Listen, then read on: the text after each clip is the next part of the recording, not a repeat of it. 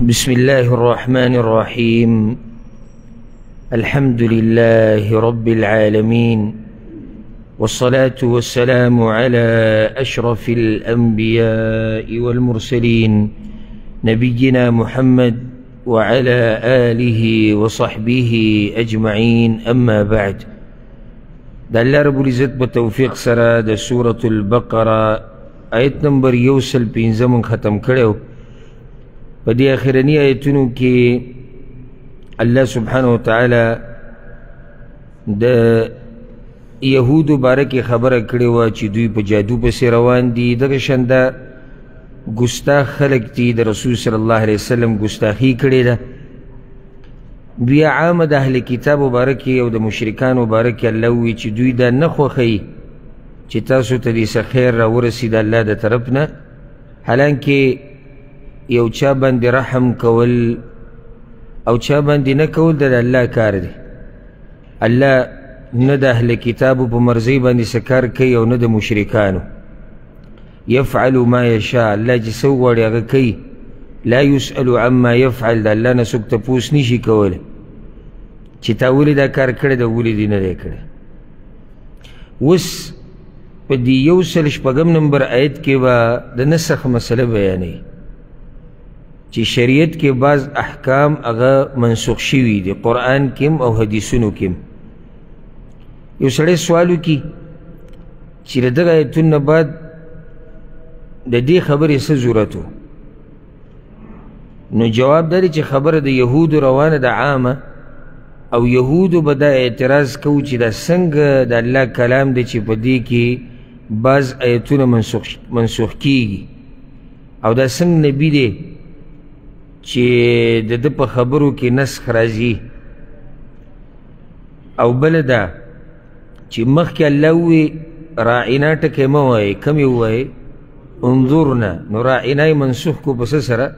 په انظرنا. نو بیا مناسب وه چې جواب د یهودو د شبهې موشي چې هغه وایي څنګه په شریعتونو کې چې دی نو نسخ راځي. او دا هم د یهودو حسد او بغض او کینه او دشمني وه. ګینې دا نسخ چې دی دا د یهودو په شریعت کې مو، دا د نصاراو په شریعت کې مو، او دا پخوانو امتونو کې مو. لکه اسی مثال الله رب العزت د آدم علیه السلام د بچو د پاره دا جایز کړیو چې د هغه لوڼه دي د هغه د زامنو سره واده وکړي. بیا وروسته دا مسله منسوخ شوه او خور او ورور یو بل سره نکاح نشي کولی. په هغه وخت کې ضرورت و د انسانانو د زیاتولو دپاره. دغه شان د نوح علیه السلام په وخت کې چې کله هغه د کشتۍ نه راکوشو،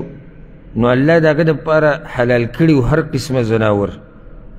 بیا دا مسله منسوخ شوه او بعض الله حلال کړو او بعض حرام کړو. دغه شان د یعقوب علیه السلام په باره کې راځي چې د هغه په وخت کې 2 خویندې په یو نکاح کې جمع کول دا جایز و. بیا وروسته په تورات کې او د تورات نه بعد چې کوم کتابونه راغلي دي شریعتونه، په هغې کې دا مسله منسوخ شوه. ابراهیم علیه السلام ته الله ویلي خپل بچی حلال که، بیا دا مسله الله څه کړه؟ منسوخ یې کړه. بني اسرائیلو ته الله ویلي توبې ویستو دپاره به یو بل وجنئ، بیا الله دا مسله څه کړه؟ منسوخ کړه. او داسې پسې ځه که موږ دې تتبع شروع کړو نو ډېرې مسلې دي. او بعضو علماو په دې باندې تفصیلي لیکل کړي دي، د تورات ته نسخو نه را جمع کړي دي او د انجیل چې کومې نسخې دي هغې راغستې دي او د هغې نه هغه مسلې راویستې دي چې هغه منسوخ شوي دي. نو اصل کې دوی ته هم دا پته وه چې دا کار زموږ په شریعتونو کې هم شوی دی، خو چې کله یو سړی بغض او دشمني راوالي نو دی بیا په حق باندې سترګې پټې کړي. نو دوی به دا اعتراض کو چې دا څنګه شریعت دی چې دا منسوخ کیږي او د الله په دین کې خو نسخ نه راځي، او دا به وی زمونږ هغه دین اقا شان روښانه پروت دی، هغه نه منسوخ کیږي. الله دې آیت کې د دغې خبرې جواب کوي. أعوذ بالله من الشيطان الرجيم بسم الله الرحمن الرحيم ما ننسخ من آية كچرت من منسوخ کرو یو آیت او ننسها یا هیر کرو اغیل رستانا نأتي بخير منها أو مثلها نروڑو من غور داغین یا پشان داغی ما ننسخ من آیت او ننسها اللہ وی من نمنسوخ کو یو آیت یا هیرو تانا مگر روڑو داغینا غورا یا داغی پشان مختصر خبر بوکو دا نسخ پبارکی حالانکہ دا دیر تفصیلی خبری دی او پخپلو زینو کی دا دی بحث کی مختصر دا دی تعریف دا دی رفع الحکم بدلیل شرعی یو شرعی حکم ختمول یو چتول پا شرعی حکم سرچ داغین ورستی دا بگی قید دی متأخر عن چی داغین سی ورستی ولی یعنی دا خو نشی که دی چی ناسختی مخ کی او منسوختی ورستی یو حکم شرعی اغشتی داغی ختمول پا یو حکم شرعی سر چی اغا ورستو دی داغین دا مختصر تعریف تا ما ننسخ من آیه اللہ وی من نمنسوخ کو یو آیت دا بلا فائدو سر یاد کئی چی دا نسخ چی دے دا پا احکامو کی رازی او دا پا اخبارو کی و پا عقیدہ کی نرازی لکہ دا نیشی کی دے چی دا عقیدی مسئلہ دی منسوخ شی ولی عقیدہ کو بنیاد دے نو دا نیشی منسوخ کی دے اخبارو من منسوخ کی اگو دا پخانو امتونو قیسی یا رسول اسلام دا زمانی دا خلقو قیسی زکر چی قصہ چی منسوخ کی خوبی امانا دا چی دیشی دروگی بکی دا نیشی کی دی چی نوح علیہ السلام قصہ دی سوز منسوخ شو اخبارو کی نسخ نرازی احکامو کی رازی حلال و حرام امر و نهی اللہ دا کارو کی دا مکوی یو کار نمانا کول دی یو کاری باحت پا دی کی نسخ دا واقعا یا دا نسخ دا مسئلہ دارت لیش اللہ وی ما ننسخ من آیت او ننسها من نمنسخ کو یو آیت یا کچرت من منسخ کو یو آیت او ننسها یا هیر کلوتانا دلتا یو مسئلہ یادکی نسخ پا دری قسمی یو آغا چی اللہ تلاوت او حکم بالکل ختم کی تلاوت او حکم بالکل ختم یعنی آیتم دا قرآن نا ختم شو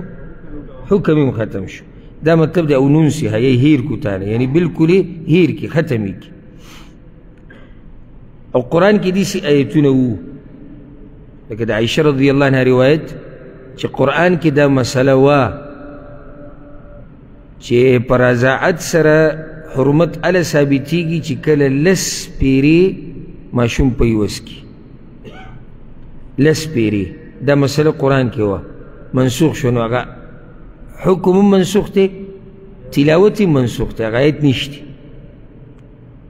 او دویم قسم دے صرف تلاوت منسوخ شی او مسئلہ پاتش لکہ یو آیت داو قرآن کی الشیخ والشیخہ اذا زنیا فرجموهم البتہ وادکڑے شوی سڑے وادکڑے شوی خز چی زناو کی نو رجمی کئی دا دی آیت تلاوت منسوخ شوی داو مسئلہ حکم شتی وسوم مسئلہ دی سید درشان یو آیت قرآن کی لو کان لابن آدم وادیان من ذهب لابتغى لهما ثالثا کدا آدم دا بچی لدی دوکن دی دا سروزر ورکلی نو دریم بغواری نو دام آیت تلاوت منسوخ شوی نور دا خبر خدا او دا رسول صلی اللہ علیہ وسلم حدیثونو کم دا خبر ذکر کرد او دریم قسم چی حکم منسوخ شو تلاوت پاتی شو دا دیر زیاد تی یعنی دا قسم نسخ اگر دیر دی پا نسبت دلی نور او رابش قرآن کے بعض زینو کے بتاو استمنگوی چی دلتا دا آیت منسوخ شوی دی نو هغه آیت شتي خو حکم یې منسوخ شوی دی لکه مثال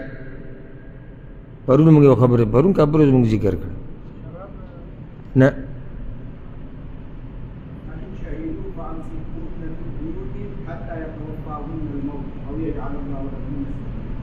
دا مسله منسوخ شوی ده یو پې دا مثال دی یعنې یوه ښځه باندې زنا ثابته شوه نو دا به په کور کې بندی دغه شان یو مسله چې کله د یو ښځې خاوند مړ شي نو عدت به څومره تېروي 1 کال دا منسوخ شوه او داسې نورې ډېرې مسلې را روانې دي نو دا قسم نسخ په نسبت د دې نورو څه دی هغه ډېر دی نو کله څوک به دا 3 بیان کړي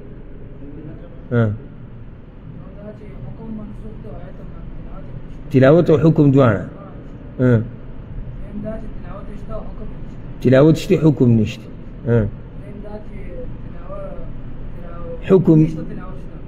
حکم نشته او تلاوت شته بارك الله فيك الله حکیم دی په دې پسې د ایتونو کې به الله ووایم د الله په هر کار کې حکمت او په دې کې یعنې چې عقل سلیم روغ عقل دا خبره یاده کوي صحیح دین د صحیح عقل خلاف نه وي صحیح دین د صحیح عقل خلاف نه وي لکه و چې د یو سړي عقل سلیم برابري سلیم العقل انساني دې خبره کې څه قباحت دی دې کې څه دي لکه د الله دپاره خو اوچت مثالونه دي کله تا ته یو ډاکټر دوايي ولیکي بیا یې بدله کړي درته ولې بدلوي په تا زوروری یا دغه وخته پورې تاله فایده درکوله اوس بله تا ته ولیکي بله نسخه الله رب العزت په خپلو بندګانو باندې ښه پوهه دی چې اوس دوی لپاره کومه خبره مناسب ده او کومه نه ده مناسب نو بدله یې کړي او ځکه دا شکر وباسئ شکر به دې وباسئ چې الله تا ته نعمت در نصیب کړي د غاړې د ایښودو الله ته لکه اوس که څوک دا ووایي موږ ته چې یاره الله دا ویلي دی او بیا یې دا ویلي دي موږ وایو آمنا وصدقنا زموږ رب ویلي دی بس صحیح دا ډېر اوچت نعمت دی ګورئ رسول صلی الله علیه وسلم دا ویلي دي بیا یې دا ویلي دي بس زموږ په ایمان دا هغه منسوخ شو قرآن کې الله دا وایي رسول صلی الله علیه وسلم دا وایي نو موږ یو ټکراو نه خوري د یو بل سره هغه پرې ښه پوهېږي ځکه چې په هغه نازل شوی دی زموږ په ایمان دی دا نعمت چې الله چاته نصیب کړي که نه نو دا باچا دی لوی او دا چې په معمولي خبره د سړي زړه ته شبهې راځي شکونه راځي چونچرا راځي نو دی د خپل ایمان مراجعه وکړي په دې کې څه دي لکه مخکې الله دا خبره نازل کړې او را به شي انشاءالله د سورة الانفال په آخره کې یو مسلمان به د څو کافرانو مقابله کوي په جهاد کې د لسو یو د لسو الله دغه ایتونو کې مخ کوي ما ته پته ده چې تاسو کې کمزورتیا ده دا کار ګران دی نو بیا یو په مقابله دوو کې اوس الله په موږ پوهه دی که نه که اوس الله داسې وایي چې یو مسلمان به د لسو کافرانو مقابله کوي دا به لازمي او مسلمانان کمزوري ګرانه شوه هغوی ته نو الله رب العزت هغه مسله موږ ته څه کړه اسانه یې کړه ښه اول دا مسله داسې وه روجې کې چې کم سړی د روجو په شپه کې اوده شو نو په ده باندې د ښځې سره کوروالی او خوراک څښاک څه شو هغه حرام شو وروسته الله دا مسله منسوخ کړه چې د نور د ډوبېدو نه بعد د سحر د راختو پورې ښځې سره کوروالی خوراک څښاک دا ټولو دپاره روا دی که هغه اوده کېږي او که نه اوده کېږي الله مسله اسانه کړه نو الحمدلله په دې کې ډېر زیات حکمتونه دي دا ټیم د تفصیل نه دی که نه موږ به د نسخ په باره کې او د هغې د حکمتونو باره کې تفصیلي خبره کړې وه موږ هسې زه خو چې کله نا کله سوچ وکړم دا چې باقي کوم قرآن پاتې دی نو زه یم الله به اسانوي نه او د الله کلام دی سړی پرېږدي نه یعنې که ته وایې زه چې زه ترې واوړم خو تا نه پرېږدي او زه د بعضو مولیانو ته حیران شم د زموږ په دې ملک کې چې اولنۍ یو سپاره کې پوره یو میاشت یو نیمه پروت یو بیا د یو کم 10 سپارې په 1520 ورځو کې ختموي او زه د دې ځای نه واوړه او زه د دې ځای نه واوړه او زه چې صرف په اخره کې صرف دا خبره وچلېږي چې دلته څه شوی وه دوره تفسیر شوی نه زموږ دې سره کار نه دی څوک وایي او که نه ویل ته دوره تفسیر شوی مقصد دا دی چې اورېدونکی د الله کلام ټول واوري او په هغې څه شي په هغې پوهه شي نو چې هرې خبرې هرې ټکي سړی تفسیر کې دی کلونه اوړي کلونه زموږ دغه عام تفسیر چې د بوزې ده چې د تفسیر د قرآن ده ما ته ښکاري دا چې موږ پکې اوس په سوره اعراف کې یو او تقریبا انشاءالله دغه شان به وي چې د دې 12 دی که 11 کال روان دی چې کله سړی تفصیل سره خبره کوي هغه ډېره اوږدېږي ښه اوس دلته بله مسله الله وی چې نأتي بخیر منها او مثلها یا د هغې نه غوره حکم راوړو او یا د هغې په شان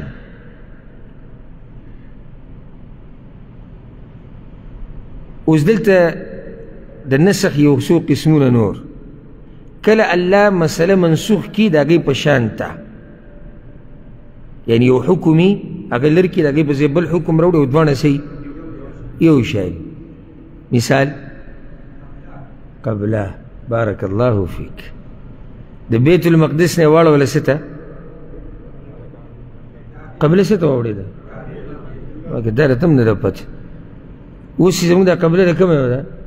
کعبه ده که د بیت المقدس نه کعبې ته واړوله نو یو شی دی ها بعض علما وایي چې یعنی یو شان مطلب دی چې اجر یو شاني او داسې باقي تفصیل پکې خو دا په ښکلی مثال دی چې دا یو شان دی کله الله رب العزت یو مسله منسوخ کړي او د هغې نه اسانه راوړي یعنې هغه چې کومه وه هغه څه وه هغه لږه سخته او دا چې راله کومه څنګه ده اسانه ده او دې لپاره زما دوره تدبر القرآن به واورئ هلته ما دې ځای کې ښه تفصیل کړی او ښکلی مثال به همدغه دی کوم چې اوس موږ ذکر کړو چې رجوع په شپو کې اوده شوې نو په تا خوراک څښاک جما په تا حرامه شو دا مسله الله منسوخ کړه او اسانتیا یې راوسته نو چې کومه راله دا څه وه اسانه ده د هغې نه کومه چې منسوخ شو ښه کله الله ګرانې ته وواړئ یعنې هغه چې کومه وه هغه څه وه هغه اسانه وه بیا څه شوه ګرانه شوه په دې مثال د شرابو د حرامول او دغه شان مثال مخکې دا و چې کومه ښځه زنا وکړي نو هغه بنده کوي کور کې او تر دې چې هغې له مرګ راشي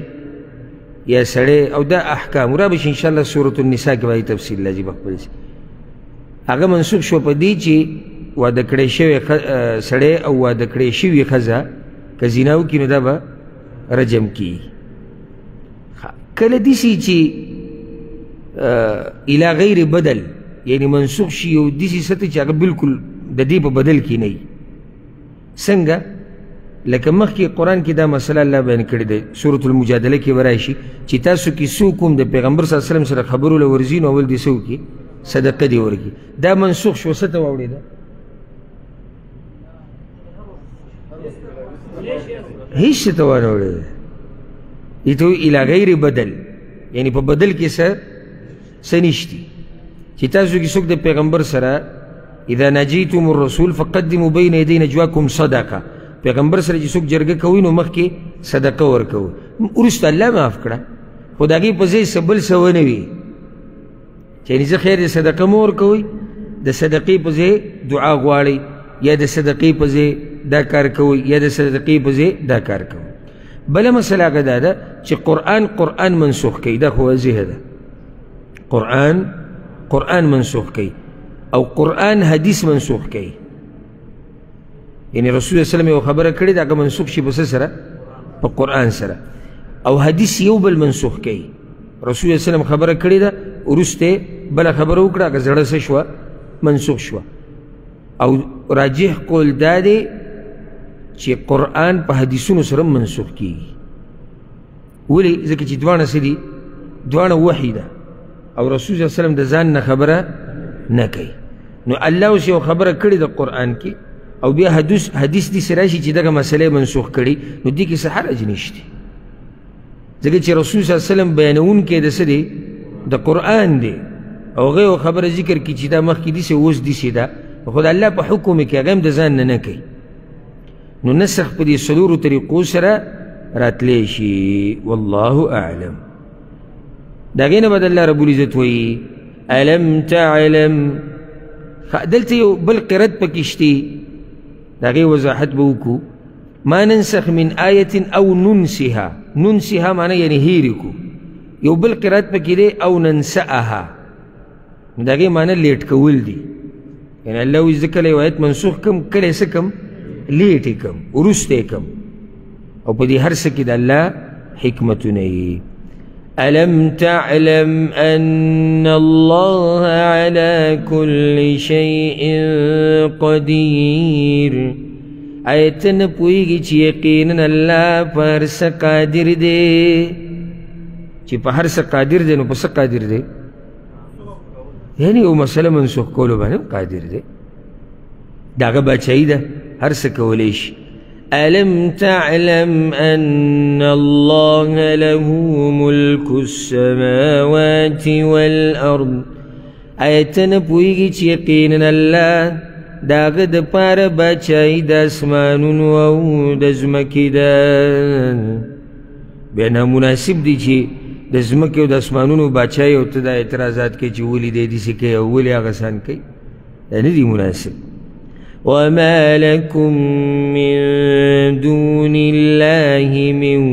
ولي. او نشتی تاسو لره سوا د الله نه څوک دوست ولا نصير او نه مددګار. داسې بادشاهي ده د الله چې په هغې کې د الله نه علاوه نسته دوست څوک شته او نه مددګار، چې معنی چې هر څه په خپله مرضي وکړي، دې څوک نشته، ځکه چې بادشاهي هغه خالص د الله ده.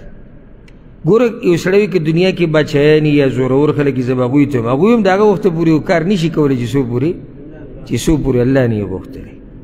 ښه، بیا علما الولي او النصیر کې فرق بیانوي. دوست او مددګار، نو ولی وی هغه چاته ویلی کېږي الذي يدفع العذاب والمشقة قبل نزولهما. ولی هغه څوک دی چې عذاب او سخت تانه لري کي د نازلېدو نه مخکې، لا سخت راغلی نه ده او هغې نه لري کي. او النصیر هغه چاته ویلی کېږي من يدفعهما بعد نزولهما، چې ستانه سخته او مصیبت لري کي وروسته د سختې د راتلو نه. پوه شوی بېګا؟ یعنی الولي څوک دی؟ مصیبت ته راتلو نه مخکې ستا مرسته کوي. نصیر مصیبت او د مشقت او د سختې د راتلو نه بعد ستا مرسته کوي. د هغې نه بعد الله رب العزت اوس یهودو ته رټنه ورکوي بله، ځکه چې دوی به دا بېځایه اعتراضات کول. یو اعتراض یې نږدې تېر شو، څه شی؟ قرآن کې ولې نسخ راغلی؟ أم تريدون أن تسألوا رسولكم. آیا تاسو اراده لرئ چې تپوسونه وکئ د رسول خپل نه؟ بعض علما وایي دې کې الله تربیت د مسلمانانو کوي، نو دا خبره مسلمانانو ته، نو بیا به یو سړی وایي چې دې ربط څه دی؟ نو ربط د هغې دا دی چې کله یهودو اعتراضات وکړو نو الله مؤمنانو ته ادب ښیي چې تاسو به داسې نه کوئ. آیا تاسو اراده لرئ چې تپوسونه وکئ د رسول خپل نه کما سئل موسی من قبل، لکه څرنګه چې تپوسونه شوي وو د موسی علیه السلام نه د دې نه مخکې. ولې سوال کول ناروا دي څه؟ په طریقه د اعتراض. بارک الله فیک. معنی دا چې آیا تاسو اراده لرئ چې تپوسونه وکئ د خپل پیغمبر نه په طریقه د اعتراض، لکه څنګه چې تپوسونه شوي د موسی علیه السلام نه په طریقه د اعتراض. او بعض علما وایي ام مطلب دی بل، ام تريدون بلکې تاسو اراده لرئ چې تپوس وکئ د خپل پیغمبر نه. خو نه راجح دا دی چې دا سوال دی استفهام دی انکاري، انکار کوي الله چې دا طریقه هم صحیح نه ده، او دا د مؤمنانو کافرانو ټولو دپاره کیدی شي. یعنی د مؤمنانو دپاره ادب شو او یهودو باندې یهودو ته رټنه زورنه چې یعنې تاسو نه دا پیغمبر هم نه دی خلاص، په دم داسې اعتراضات کوي لکه څنګه چې تاسو په چا کړي په موسی علیه السلام باندې. او را بشي سورة النساء کې الله وی یسألک اهل الكتاب ان تنزل عليهم كتابا من السماء فقد سألوا موسى أكبر من ذلك فقالوا أرنا الله جهرة. تپوس کوي تانا اهل کتاب، غوښتنه کوي چې ته په دوی باندې یو کتاب را نازل که د اسمان نه. نو الله وی دې ته تعجب باندې مه ګوره، دوی د موسی علیه السلام نه د دې نه د غټې خبرې مطالبه کړې وه، او هغه دا وه موسی علیه السلام ته ویلي چې الله ته ووایي چې موږ ته ځان راښکاره کړي. نو دا د پوخانه د دوی دا طریقه ده او دا د دوی کردار دی چې دوی سوالونه کړي دي په طریقه د اعتراض د پیغمبرانو د تنګولو دپاره. او سبحان الله چې کله الله سبحانه وتعالی مؤمنانو ته دا ادب وښو په سورة المائده کې به راشي الله ورته وایي لا تسألوا عن اشیاء ان تبد لکم تسؤکم. تپوس مه کوئ د هغه شیزونو په باره کې که درته جواب میلاو شي بیا به خفه شئ. نو صحابه کرام خو انتهایی ادبناک خلک وو، او ځکه عبدالله بن عباس رضی الله عنهما به وی ما رأيت قوما خيرا من اصحاب محمد صلی الله علیه وسلم. ما د رسول صلی الله علیه وسلم د صحابه کرامو په شان غوره خلک نه دي لیدلي چې الله منع کړو د سوالونو نه، نو بیا به ډېر سوالونه نه کول. او ځکه انس بن مالک رضی الله عنه روایت دی چې موږ به دا ارمانو چې د څوک بانډچي رالی او هغه تپوسونه وکړي، ځکه چې بانډچي خو دې نه دی خبر چې د سوالونو او د ډېرو سوالونو نه منع راغلی ده، چې به راغی هغه به سوال کوو. نو دا فایده یې ده کوي چې سوال هغه سوال کوه چې ځان پې پوه کړې. سوال په طریقه اعتراض د ادب او ګستاخي ده د عالم او د ښوونکي. او د سوال یو څو قسمه، یو قسم سوال ده چې سړی ځان پوه کولو دپاره کې دا غوره سوال دی. دویم قسم سوال د ملګرو د پوه کولو دپاره کول، دا هم ښه سوال دی. او دریم سوال اعتراض کول. څلورم ځان راښکاره کول چې یعنې خلکو ته هم پته ولګي چې زه څوک یمه.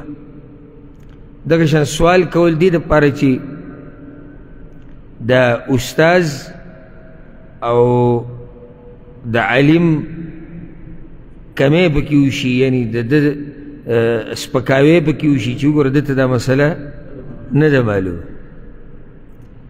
او ټولې مسلې هر وخت چاته نه یادي. لکه اوس ته کتاب راوالی وګورې، بعض مسلې داسې دي، بعض مسلې چې په هغې کې اختلاف دی د علماو 10 قوله پکې، 10 قوله د علماو پکې، 40 پکې.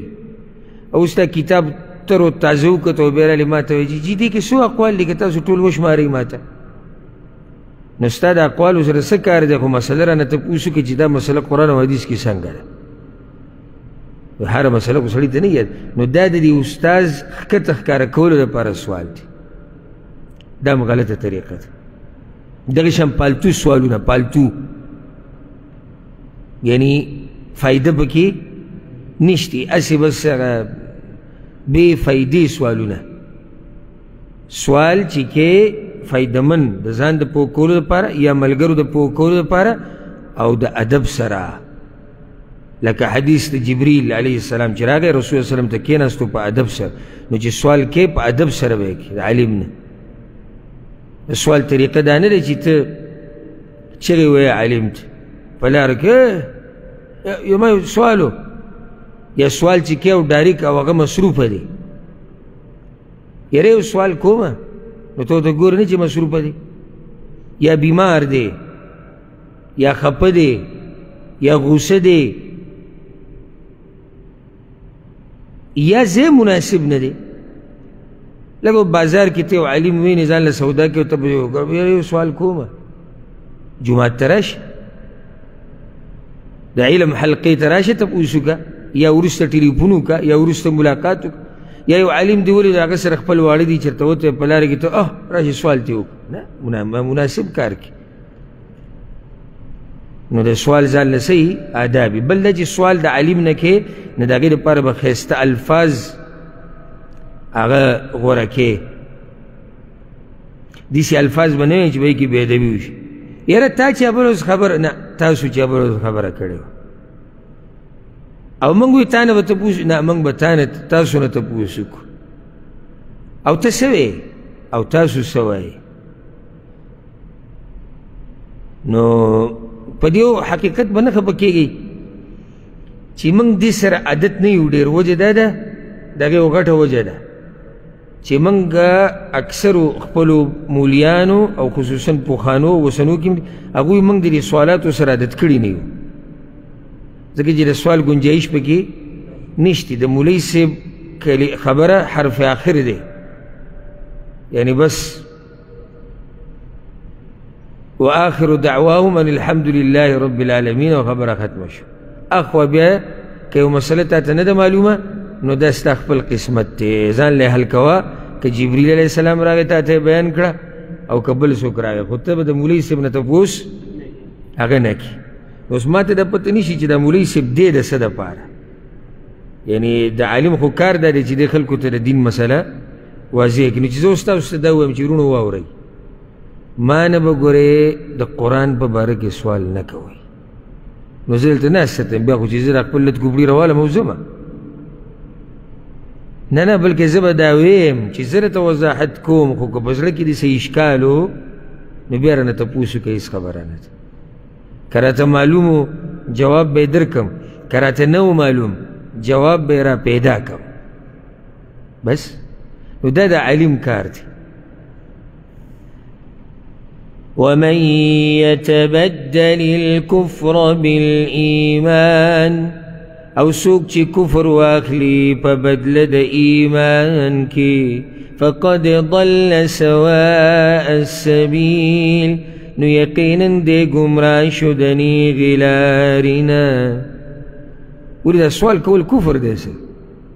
چا اللہ وی سوک د ایمان پا بدل کی کفر وائل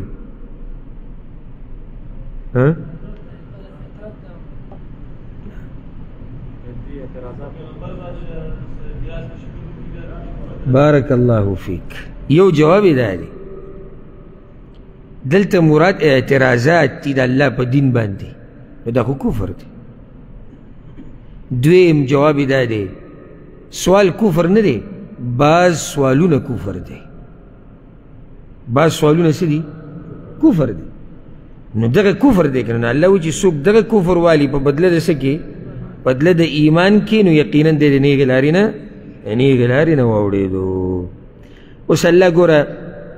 مخکې هم د اهل کتابو باره کې خبره کوي اصل ګوره اصل دا یاد کوي چې ګوره دلته موضوع د چا باره کې روانه ده یهودو خو منځ کې ورسره الله کله نه کله نصارا هم راواچوي او کله نه کله مشرکانو نور بنیادي موضوع ده د یهودو روانه ده اوس دې ځکه الله حسد د اهل کتابو بیانوي حسد د اهل کتابو ربط دا دی چې اعتراضات کوي دوی په پیغمبر باندې نو د دې اعتراضاتو وجه حسد دی او د حسد د لاسه خو دوی غواړي چې د مؤمنان کافران شي ود كثير من أهل الكتاب وخير د أهل كتابنا لو يردونكم من بعد إيمانكم كفارا دا خبره چې تاسو واپس کی ورستو د ایمان ستاسو نه کفر کوونکي ډېر د اهل کتابونو دا خبره خوښوي چې تاسو د ایمان نه وروسته څه شئ کافران شي او دا یاده کوي چې دا د هغه وخت اهل کتاب الله صرف نه یادوي بلکې د قیامت پورې اهل کتاب دا خوښوي چې موږ د اسلام پریږدو او په کفر کې ورننوځو. او اوس هم د دې اهل کتابو د دې غیر مسلمو ټول کوشش او محنت هغه د دې لپاره روان دی چې دا مسلمانان د خپل دین پریږدي، او که نه یې پریږدي نو علی الاقل چې نام نهاد مسلمانان تی جوړ شي او نور د اسلام باندې عمل پریږدي. دوکه خو به یو شي نو یا به د اسلام بالکل پریږدي او داسې پکې شوي دي، او که پریږدي نه نو په نوم به مسلماني او نور د اسلام نه به خبر نه وي، او داسې پکې ښه ډېر شتي چې هغه نام نهاد مسلمانان دي او د خپل دین هم نه دي خبر، او دغې دپاره دا محنت ټول د دوی روان دي. حسدا من عند انفسهم، د وجې د کینې نه د طرف د نفسونو د دوی نه، من عند انفسهم ای من قبل انفسهم، معنی دا ده هغه کینه چې د دوی په نفسونو کې پرته ده. ښه دا کینه دوی موږ سره ولیکئ، من بعد ما تبین لهم الحق، وروستو د دې نه چې ښکاره شوی دوی ته حق. من بعد ما تبین لهم الحق، من بعد ما تبين لهم أن محمدا رسول الله يجدونه مكتوبا عندهم في التوراة والإنجيل. يعني دوی ته دا خبره معلومه وه چې د رسول صلی الله علیه وسلم پر اشتیا د الله پیغمبر دی، دا قرآن یقیني د الله کتاب، نو دا مسلمانان په حق دي، نو حسد ورسره په دې روان شو. فاعفوا واصفحوا، نو معافي کوئ او مخړوئ. حتى يأتي الله بأمره، تر دې چې الله به راولي خپل حکم. فاعفوا واصفحوا، لکه الله قرآن په بل ځای کې وایي ولتسمعن من الذين أوتوا الكتاب من قبلكم ومن الذين أشركوا أذى كثيرا. الله وی تاسو به د اهل کتابونو او د مشرکانو نه ډېرې داسې سپکې او بدې ردې اورئ. وان تصبروا وتتقوا، او که تاسو صبر وکړئ او د تقوا نه کار واخلئ، فإن ذلك من عزم الأمور، نو دا په پخو کارونو کې یو کار دی. نو دلته هم الله وی څه وکئ؟ صبر وکئ. فعفو، معافي وکئ. واصفحوا، مخ واړوئ، مخ د هغوی د سزا ورکولو نه واړوئ، معافي ورته وکړه او سزا ولم مه ورکوه، دا یې مطلب شو. حتی یأتي الله بأمره، تر دې چې الله راولي خپل امر. د دې نه څه مطلب دی؟ حتی یأتي الله بأمره، نو مشهور ده چې تر دې چې الله راولي امر د جهاد، یعنې د هغه وخت پورې به څه کوئ؟ صبر کوئ، تر دې چې راولي الله حکم د جهاد. یا په دوی باندې مرګ راشي، قیامت به راشي، دوی به ویني بیا خپل حال هلته، او تاسو ته به د خپلو ښو اخلاقو بدله میلاو شي. اکثر علما وایي دا آیت منسوخ شوی دی، دا حکم څه دی؟ منسوخ دی په هغه آیتونو سره چې پای کې د جهاد حکم دی. نو دا مکی دور کې د دوی طاقت نه رسېدو، نو الله ورته ووایي چې تاسو معافي کوئ. یا د هغه وخت کې چې کله مؤمنان کمزوري، نو الله ورته ووایي چې تاسو معافي کوئ، نو بیا منسوخ شو. خو بعض علما وایي نه،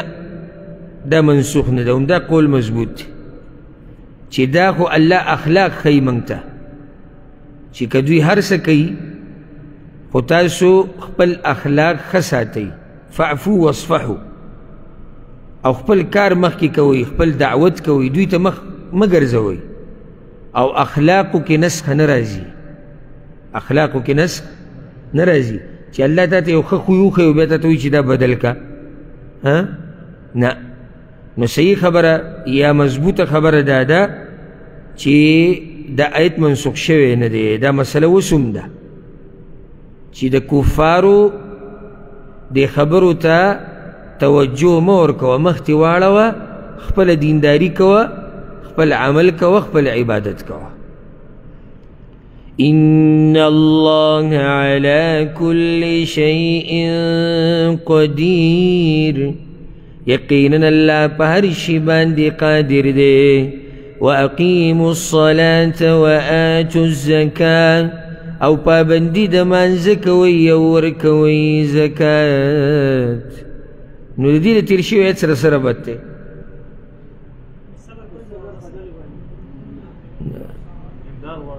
نه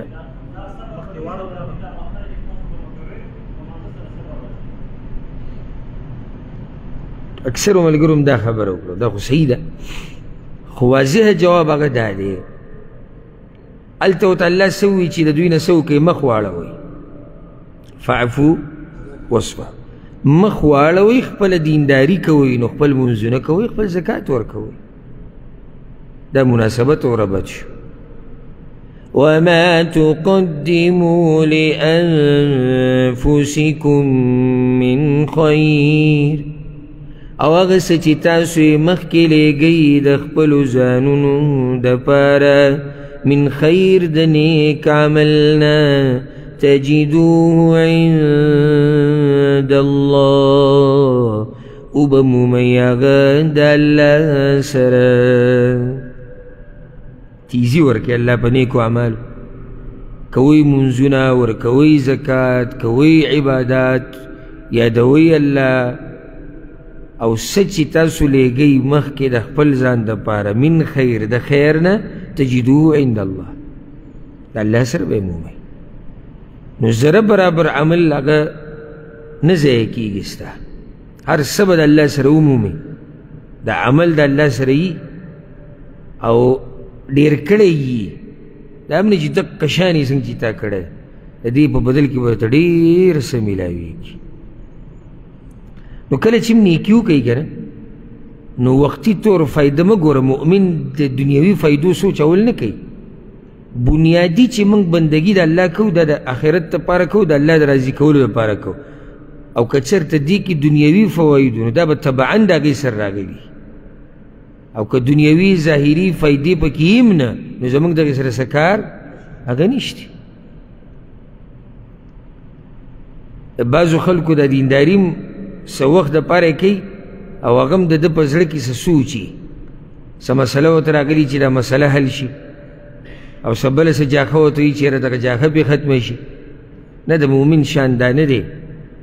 مؤمن د الله بندګي کوي او دا ضایع کېږي نه، فایده یې ته میلاویږي، او د آخرت فایده د دنیا د فایدې نه هغه ګټه ده. إن الله بما تعملون بصير یقینا الله پاک عملونو چې تاسو یې کوئ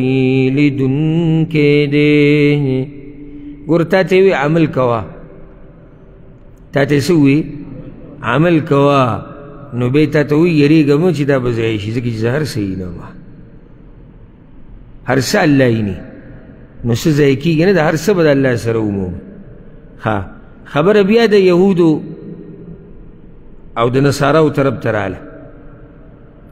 دوی نه غواړي چې موږ مؤمنان یو او چې شو موږ د ایمان نه بعد څه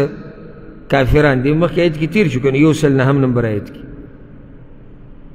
حسد د لاسه، او دوی دا غواړي چې دا جنت صرف زمونږ وي.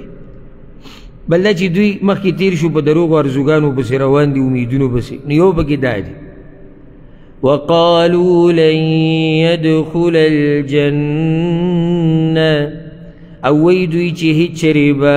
نه ننوځي جنت ته إلا من كان هودا أو نصارى، مگر هغه څوک چې یهودیان یا نصارایي. دا رټنه ده د دوی په دې دعوه باندې اوس چې را پالتو دعوی دي چې جنت ته به نه ننوځي مګر یهودی او نصراني. دلته الله خبره مختصر کړې ده، معنی دې دا نه ده چې اهل کتاب دا وایي چې یا به یهودی ځي یا به نصراني ځي، معنی ده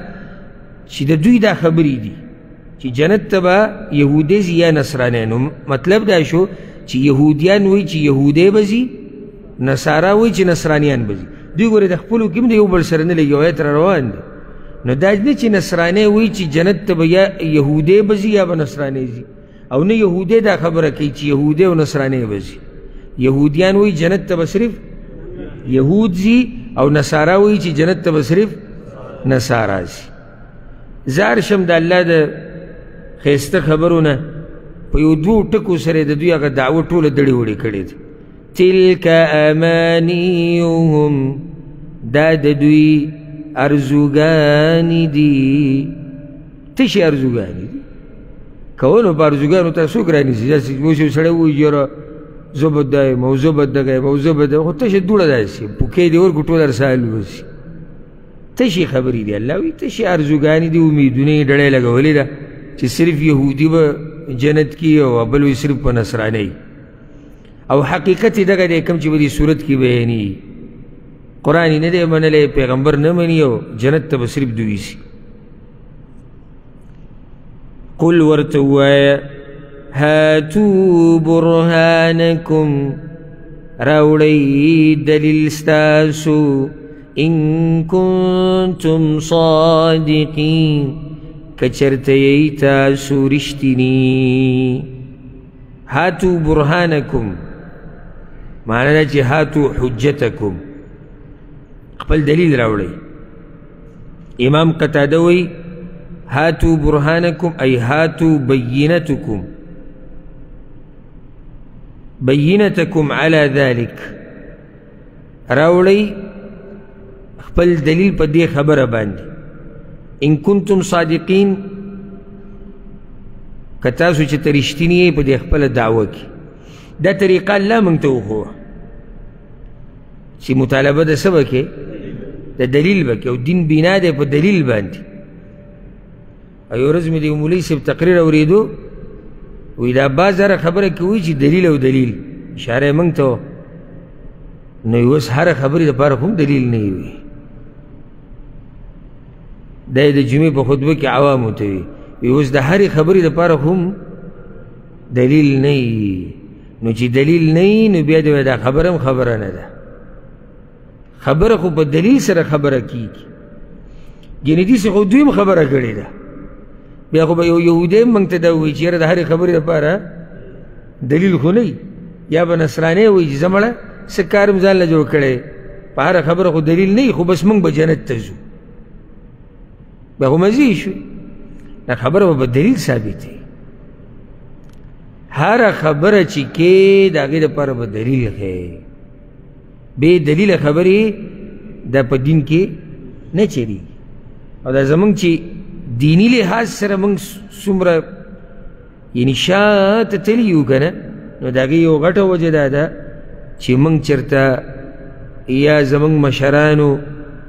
اکثرو هغوی د دلیل مطالبه نه ده کړې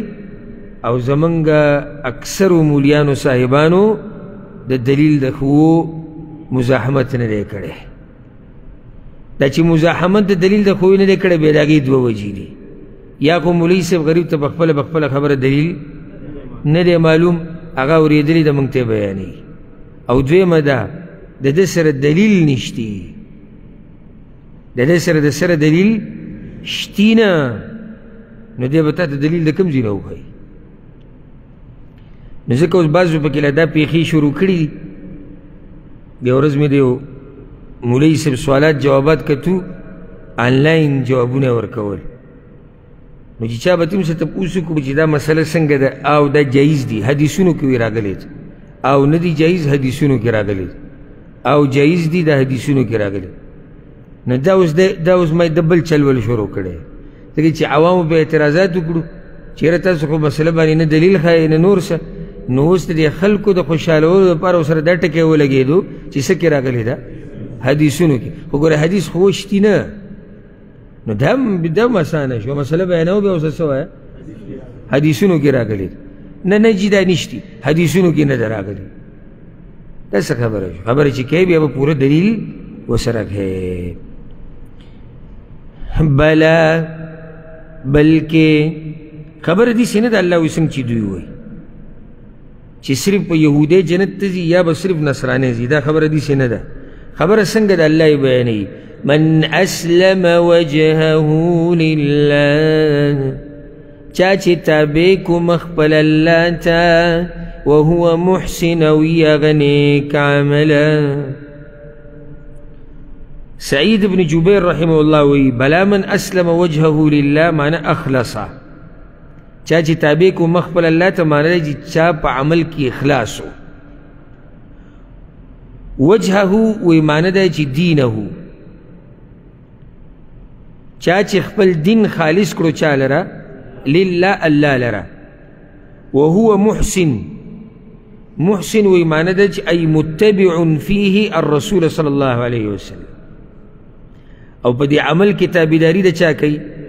د پیغمبر صلی الله علیه وسلم. نا که دوه خبرې شوي چې نیک عمل د قبلېدو دپاره دوه شرطونه دي چې خالصي او د پیغمبر په طریقه یي. نو د دې مطلب دا دی فله اجره عند ربه نو یي به د ده دپاره اجر د ده په نزد د رب د ده ولا خوف عليهم ولا هم يحزنون او نبی سیر په دوی باندې او نه به دوی غمجن شي. داسې خبره مخکې تېره شوې دلته وضاحت شوی. اوس الله سبحانه وتعالی د دوی یو بل حقیقت بیانوي هغه دا چې دا دومره حسدګر دي. تاسو دا سوچ مه کوئ چې دوی یوازې تاسو سره حسد کوي، دوی خپلو کې مراد دي. د اهل کتاب دوی په خپلو کې مراد دي. وقالت اليهود ليست النصارى على شيء او يهوديان چې ندي نصارى په هیڅ دین باندې. وقالت النصارى ليست اليهود على شيء او وی نصارى چې ندي يهوديان په هیڅ دین باندې. یعنی دوی خپلو کوم تناقض دی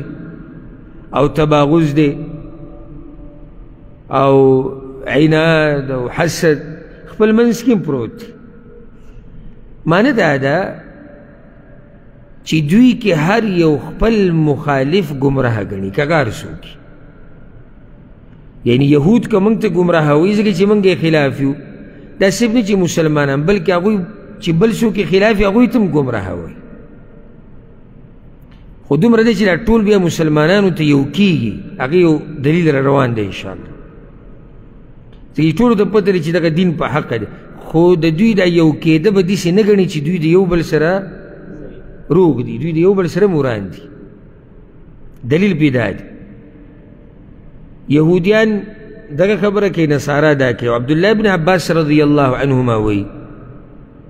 وی کله چې د نجران نصارا د رسول الله صلی الله علیه وسلم خواله رالو، نو په دغه ټیم کې د یهودو یو څو مولیان رالو کېناستو د رسول الله صلی الله علیه وسلم په خوا کې. بس دغه نصاراو څه خبره وکړه، د یهودو په اعتراض وکړو چې نه خو داسې نه ده. هغوی نه داسې نه ده. بس یهودیان راګرم شو، ما انتم علی شی، تاسو په هیڅ دین نه او موږ نه منو، نه عیسی علیه السلام منو نه انجیل منو. کفر یې وکړو، انکار یې وکړو. هغه نجران والو کې بعض راپاڅېدي وایي ما انتم علی شی، تاسو د سره په هیڅ دین نه موږ موسی علیه السلام منو نه موږ تورات منو. الله دا آیتونه نازل کړو وقالت اليهود ليست النصارى على شيء وقالت النصارى ليست اليهود على شيء. سوال د دوی دا خبره صحیح ده که غلطه ده؟ ها؟ څوک ورته صحیح وي؟ دلته چا صحیح وي؟ دواړه په هېڅ دین نه دي، دواړه په حق دین نه دي.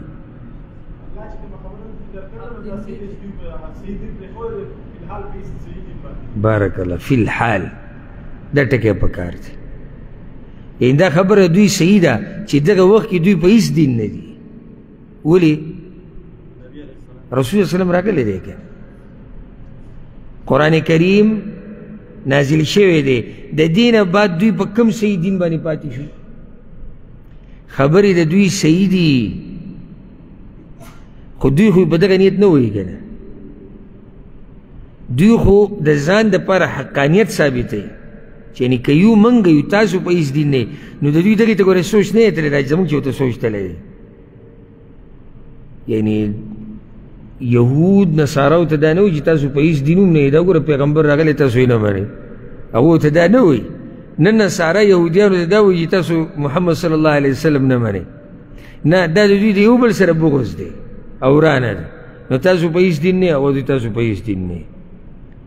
حالانکې دوی په یو دین باندې که نه وو کله وو د عیسی علیه السلام د وخت نه واله د رسول الله وسلم د راوتو پورې چې کوم نصارا دي دا ښه په صحیح دین باندې یهود د موسی علیه السلام په وخت کې په صحیح دین بیا راتلو تر دې چې د عیسی علیه السلام نه منکر شو نو یو وخت کې ودو علی شی که نه که د سره دوی په څه دین نه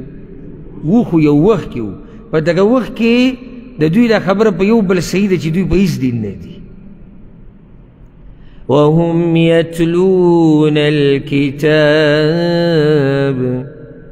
او حال دا چې دوی لولي کتاب معنی دا ده امام ابن کثیر رحمه الله وهم یتلون الکتاب او دوی ته ښه پته ده چې د هر یو د شریعت په خپل وخت کې برابر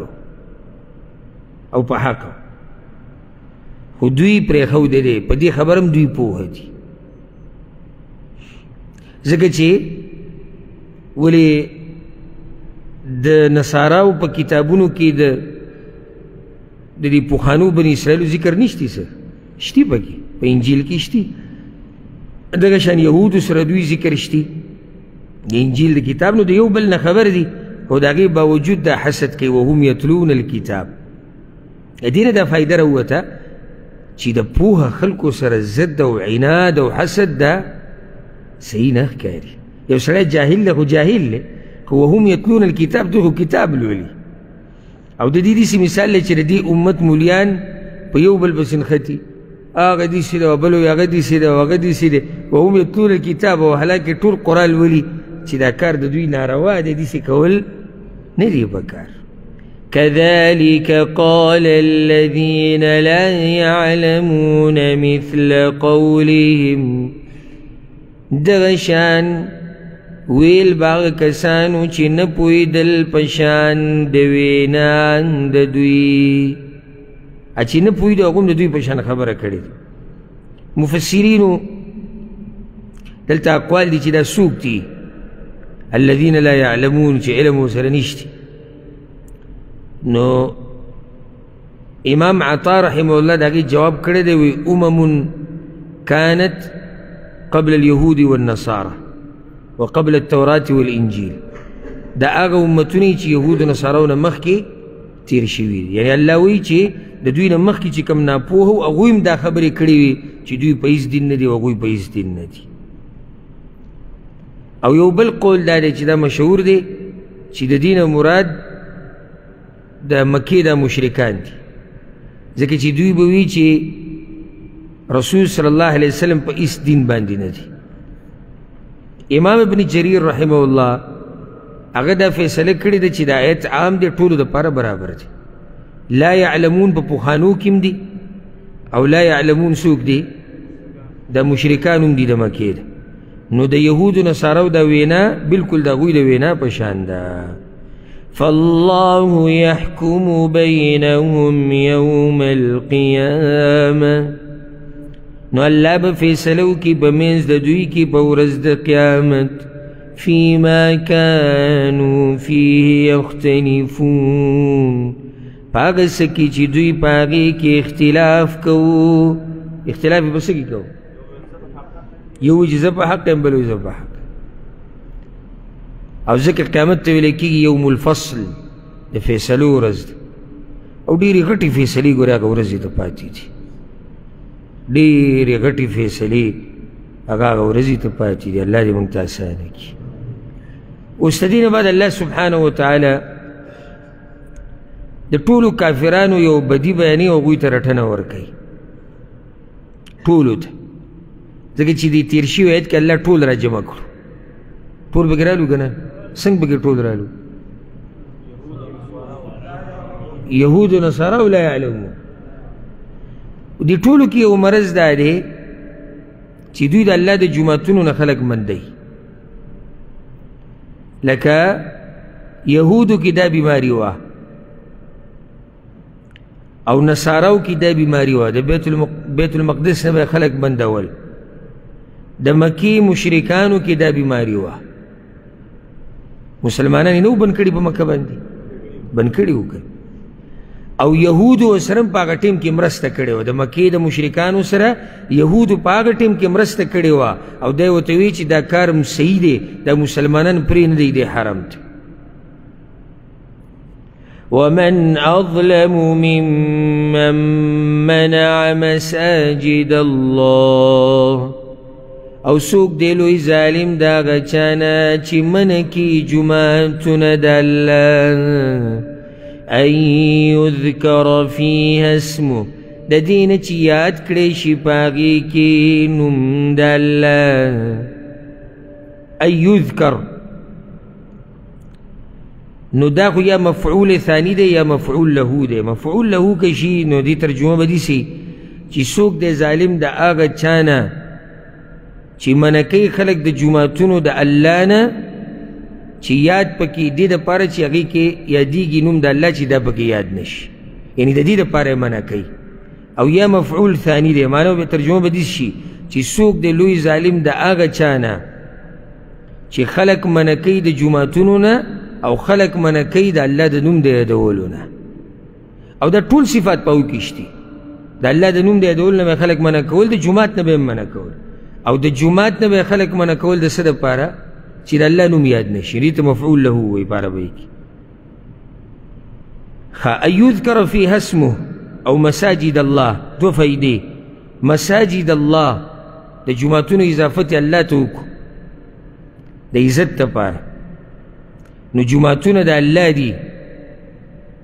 دې کې به هغه څه کوي چې څه الله غواړي. دا نه چې زمونږ جومات دی او چې زه پکې څه غواړم. اباز وایي که نه چې کله چې غوسه کې راشي وایي زما جومات دی او چې زه پکې هر څه کوم. نه، څنګه ستا جومات دی؟ جومات ته چا دی؟ جومات د الله دی، او په دې کې به کېږي هغه څه چې څه الله غواړي. او ستا د مرضۍ خبرې غواړي. بله دا چې یذکر فیها اسمه، په هغې کې به نوم یادېږي د الله، په جومات کې به نوم یادېږي د چا؟ د الله. د الله بندګي به پکې کېږي، د الله توحید به پکې بیانېږي، د الله د دین پرچار به پکې کېږي، د قرآن او د حدیث خبره به پکې کېږي. دا نه چې ته پکې غاربې راکاږي او د دروغو قصې او بیا چې پکې لا ګډه روانه کړي. دا اوس د الله کور دی، خلک راځي چې د دین زده کړي او دوی ټوپونو باندې سر شوي دي، یا بعض پکې قوالیانې وایي، غاربې راکاږي، او بعض پکې لوبې او ټوغې ټقالې کوي. جوماتونه د دې دپاره نه دي. جوماتونه د څه دپاره دي؟ جوماتونه د الله د بندګۍ دپاره دي. جوماتونه د الله د بندګۍ دپاره دي. وسعى في خرابها، او کوشش کوي په خرابوالي د هغې کې. سعی د کوشش ته وایي په عربۍ کې، او کوشش کوي او منډه وایي په دې خبره کې چې دا جوماتونه د الله څه شي؟ خراب شي.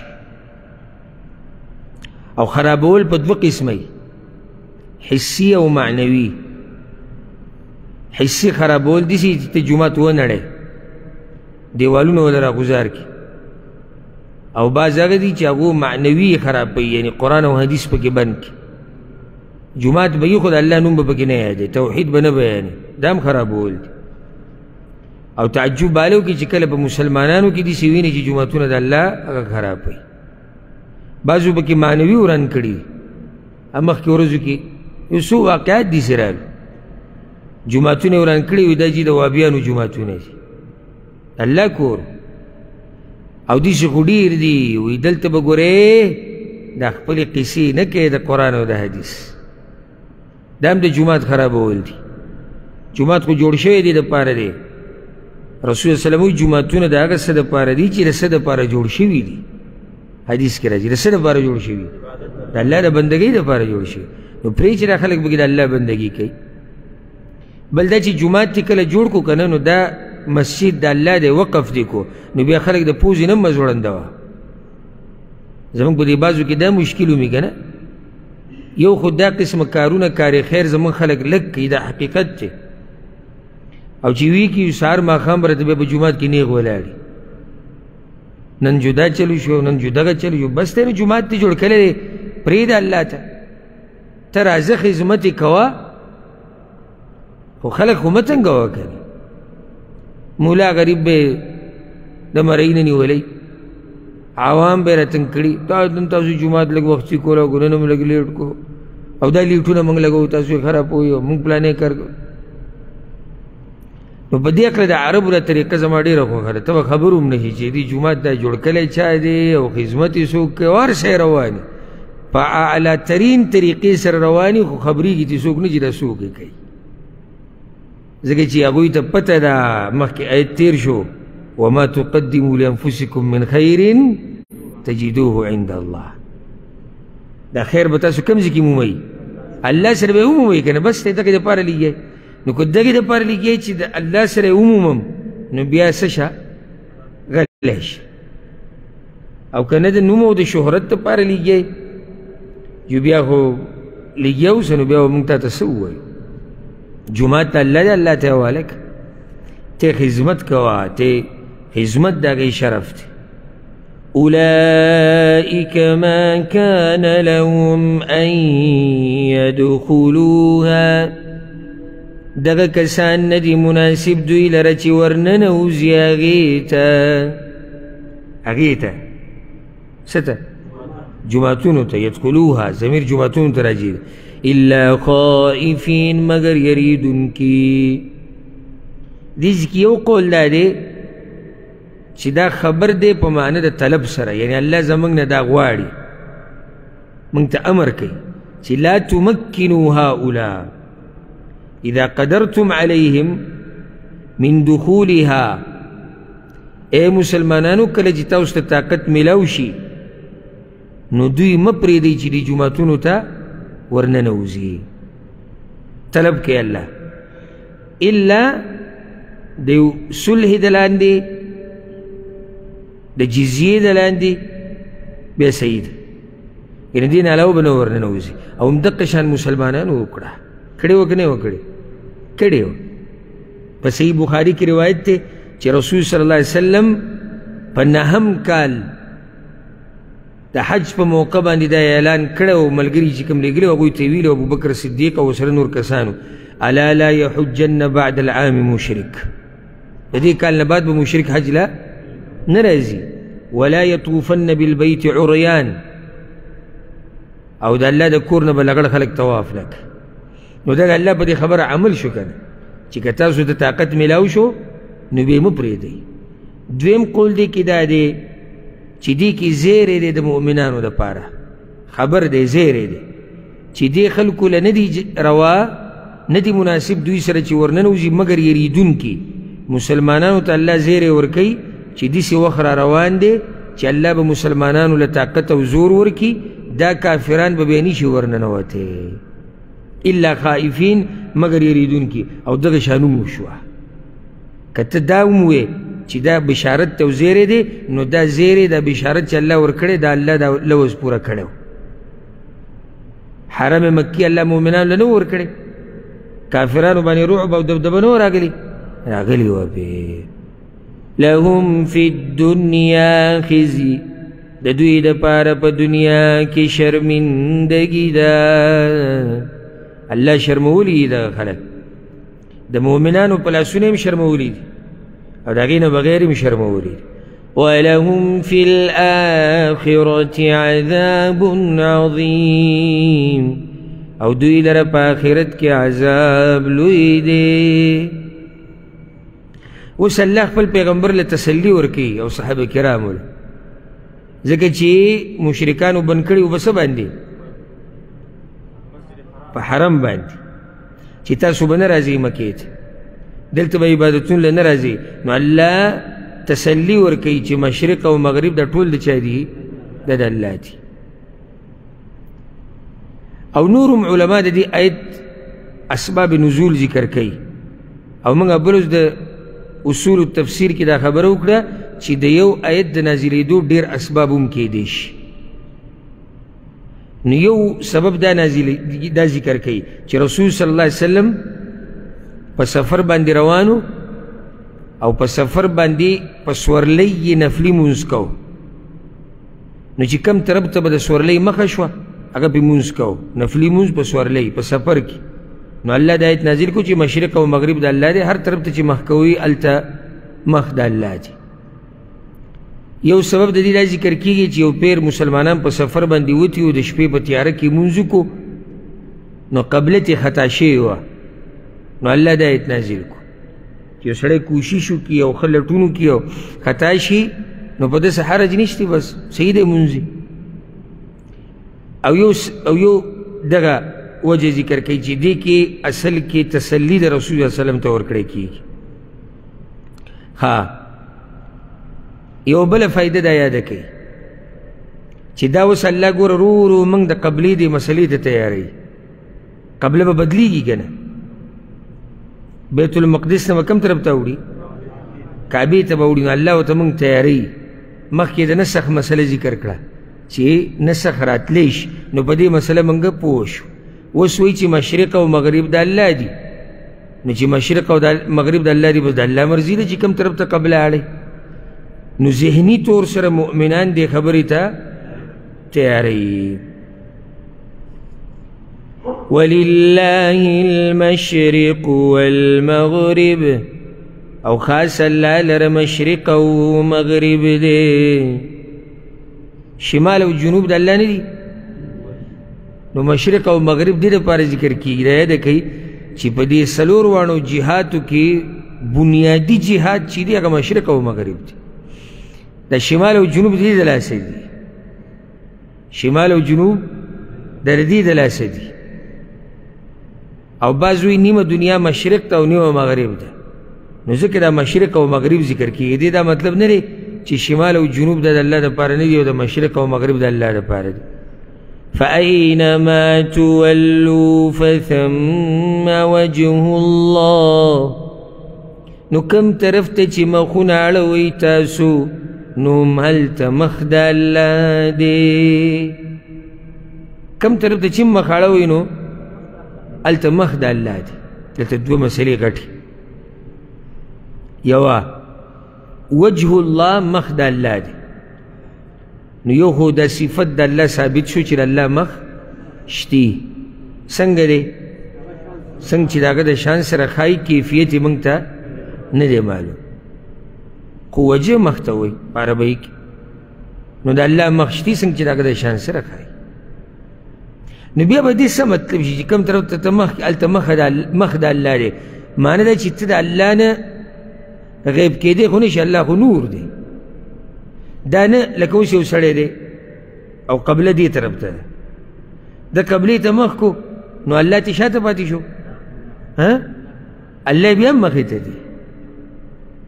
او که دی بل طرف ته مخ کړي هلته هم الله د الله مخ دی، بل طرف ته بل طرف. داسې نه چې الله د ده نه یو ځای کې پاتې شو، والعیاذ بالله. خو بعض علما وایي چې د دې آیت سره د الله د صفاتو سره تعلق نشته. څنګه؟ وی عرب جهاد ته جهاد طرف چې ورته موږ وایو، عرب جهاد ته وجه هم وایي. او ځکه کله چې عرب چا نه تپوس کوي چې ته په کومه مخه روانې، وی ای وجه ترید، کومه مخې ته دې اراده ده. نو وی دلته مطلب دا شو فثم وجه الله، هلته قبله د الله ده او مخه د الله ده. نو که څوک د اعتراض وکړي چې ګوره دا خو د الله په صفاتو کې تاسو تاویل وکړو او معنی بدلوئ، نه. اول هغه علما وایي چې دلته د الله صفات نه دي ذکر، هغو د وجه جهت معنا لي. او دویم د الله وجه خو موږ اصل کې منو، رد په هغه چا دی چې هغه د سره د الله وجه نه مني. خو چې کله یو عالم یو مسلمان د الله مخ مني په حقیقي معنو سره، او دی بل ځای کې وایي چې دلته د وجه معنی دا ده او قرائن ورسره او دلایل ورسره، نو په دې انکار نشي کېدی. ولې ځکه چې هغه مخ د الله مني، هغه د مخ د الله نه منکر خو نه دی. نو فاینما تولوا فثم وجه الله. ځکه عبدالله بن عباس وایي معنی دا ده چې فثم قبلة الله، هلته د الله قبله موجود ده که تاسو مشرق ته مخ کوئ او که تاسو مغرب ته مخ کوئ. امام مجاهد هم دا تفسیر کړی دی. خو وجه الله ما راته ووایي چې مخ د الله او په هغې مې پوه وکړئ چې څنګه مخ د الله هر طرف ته دی، نو دغه تفسیر واضح دی. ان الله واسع علیم، یقینا الله پراخ فضل والا په هر څه پوه دی. نو د دې سره څه تعلق شو چې الله څنګه تنګي نشته؟ دا خبره صحیح ده، خو چې ما به پوه کړي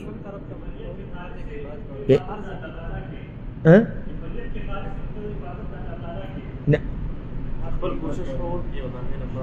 نه د دې جواب صحیح ده.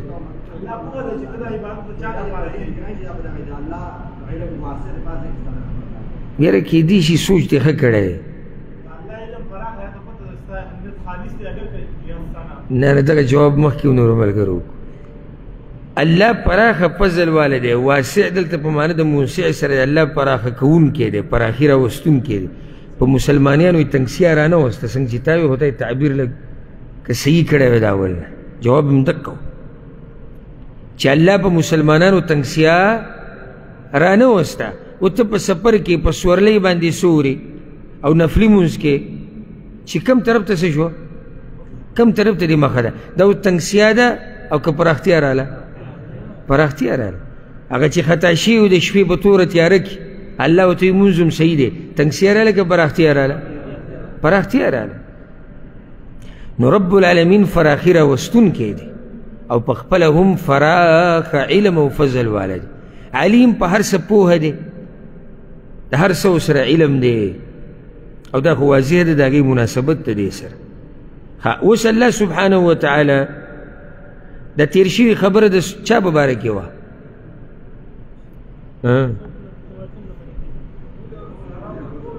بارک الله فیک. یهود و نصاراو ټولو لپاره. اوس الله رب العزت درې ډلې ذکر کړې که نه، یهود، نصارا، مشرکان. اوس د دې درې واړو مشرکانو د دې درې واړو ډلو ګمراهي ذکر کوي چې دوی په یو ګمراهۍ کې اتفاق کړی دی او هغه ګمراهي دا ده چې دوی د الله دپاره بچی ثابت کړی دی. یو مناسبت دا کیدی شي. بل دا دی چې الله وی ولله المشرق والمغرب، د الله دپاره مشرق او مغرب دی. نو اوس وایي چې د چا مشرق او مغربي نو د هغه بچي ته څه ضرورت دی؟ او دا فایده ده کې دا علما چې دا ربطونه بیاني د آیتونو په منځ کې یا مناسبات سورتونو منځ کې یا آیتونو منځ کې، دا ګوره ټول اجتهادي مسلې دي. دا څه دي؟ اجتهادي دي. یعنې هغه عالم کوشش کوي یو ربط را پیدا کړي. د دې به دا مطلب نه چې دا ربط د الله د طرف نه راکوز شوی دی. پوه شوې په دې که نه؟ نو هغه عالم کوشش کوي د خپل علم مطابق. ځکه بعض یو ربط یو شان ربط بیان کړي، بعض بل شان مناسبت او ربط بیان کړي. وقالوا اتخذ الله ولدا، او وی دوی چې نیولی دی الله بچې. داسې ظالمان. يهود بوي وقالت اليهود عزير ابن الله وقالت النصارى المسيح ابن الله. يهود عزير د الله زوی دی او نصارى بوي عيسى عليهم السلام د الله زوی دی او مشرکان بوي وی دا ملائک چې دي د الله لونه دي. دلته یو فایده ده که بچې په دوه قسمه یو ولد حقیقي، دا دوی د الله دپاره ثابت کړی دی والعیاذ بالله، چې یعنې ولد حقیقي چې انسان نه دا بچی پیدا یې موږ چې وایو، نو دغه شان دوی وایي چې د الله نه دغه بچی پیدا دی. دویم حقیقت کې ولد نه په حکم کې څنګه وایي دا د الله نه پیدا نه دی، خو داسې دی لکه د الله بچی، داسې دی لکه د الله بچی. نو لکه بعض مشرکانو به دې دپاره اصطلاح د نازولي بیانوله، د الله نازولی دی، د الله څه دی؟ نازولی. نو د الله بچی نه دی، خو داسې دی لکه د الله بچی. او د دواړه شرک کې راځي او کفر کې راځي. وقالوا اتخذ الله ولدا او دوی وی چې الله نیولې دی بچې سبحانه پاک دی الله د سنه د دې صفت نه د بچی د نیوونه بل له ما في السماوات والارض بلکې داغه په اختیار کې دی هغه څه چې په اسمانونو او ځمکه کې دي كل له قانتون ټول داغه تابعدار دي ځمکه او اسمانونو کې چې ټول الله تابعدار دي بارك الله فيك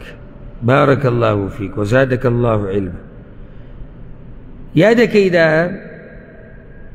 تابعداري په دوه قسمه ده یو تشریعي دویمه تکویني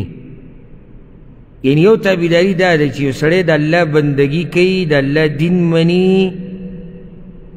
یو تابعداري دا ده نو داسې خو ټول نه دي تابعدار یو تکویني ده یعنی دا ټول مخلوق د الله د فیصلو په مقابله کې عاجزه دي تابعدار دي چې څه پې الله کوي هغه پې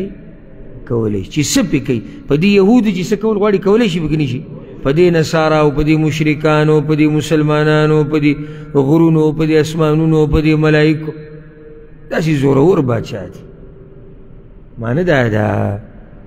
چې داسې زورور باچا ته د بچي څه ضرورت راغی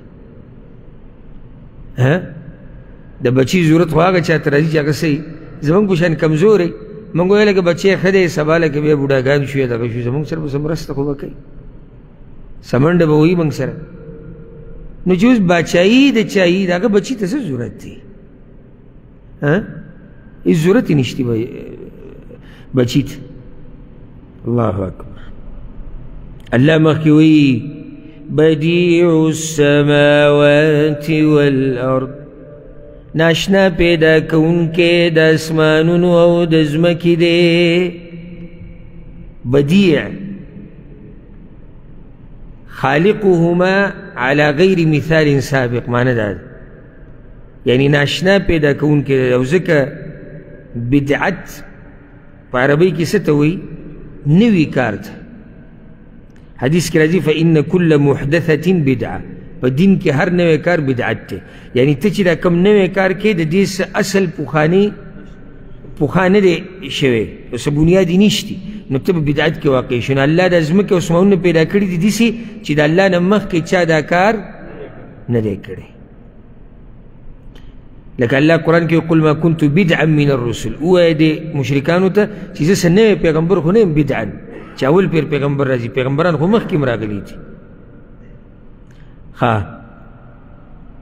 نو چې اوس یو رب ناشنا پیدا کوونکی د اسمانونو او د ځمکې دی د هغه بچي ته څه ضرورت شته هېڅ ضرورت نشته او الله بل ځای کې وایي سورة الانعام کې بدیع السماوات والارض انا یکون له ولد څنګه به یې هغه لره بچی ولم تکن له صاحب او د هغه ښځه نشتې وخلق كل شيء او هغه پیدا کړی دی هر شی وهو بكل شيء عليم او هغه پوهه دی په هر شي باندې نو هغه ته څه ضرورت دی چې بچی نیسي تعالى الله عن ذلك او ځکه عبدالله ابن عباس رضی الله عنهما وی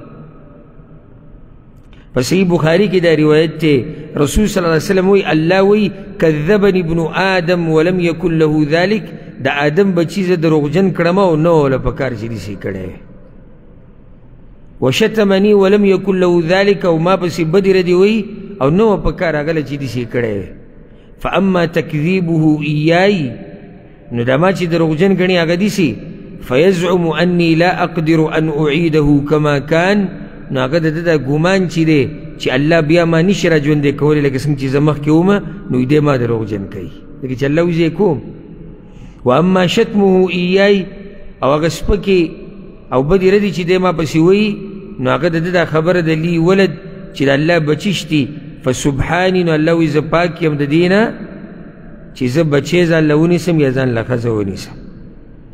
او په صحیحینو کې دا حدیث دی رسول الله وسلم وی د الله په شان صبر کوونکی نشتی په اذیت باندې انهم یجعلون له ولدا دا ظالمان د هغه دپاره بچی ثابتوي وهو يرزقهم ويعافيهم او هغه له بیا رزق ورکوي او عافیت یې وله ورکړی دی. حدیث نه دا فایده راووته، دا به ته ذکر کو فایده په دې مه خفه کېږه چې ما پسې پلاني خبرې وکړه او ما پسې پلاني خبرې وکړه. خبرې په الله پسې شوي دي، نو که تا پسې څوک وکړي څه څه وکړي چې داسې ایکشن پې والی چې په ما پسې خبرې شولي کیا به دنیا ته ته بندګي د الله کوه، په صحیح طریقې سره یې کوه. څوک څه وایي څه نه وایي دا حساب به ورسره الله کوي.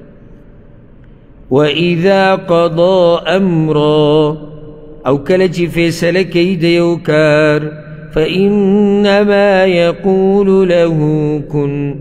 نو وایي هغې ته چې شه فیکون نو هغه وشي. اوس دې صرف ته د بچي ضرورت شته چې الله یو کار غواړي قدرت ته وګوره وایي شه نو هغه څه شي شي. سوال الله له پیدا کړی دی نو څه شي ته وایي چې شه؟ الله څه ته دا امر کوي چې شه او هغه شي؟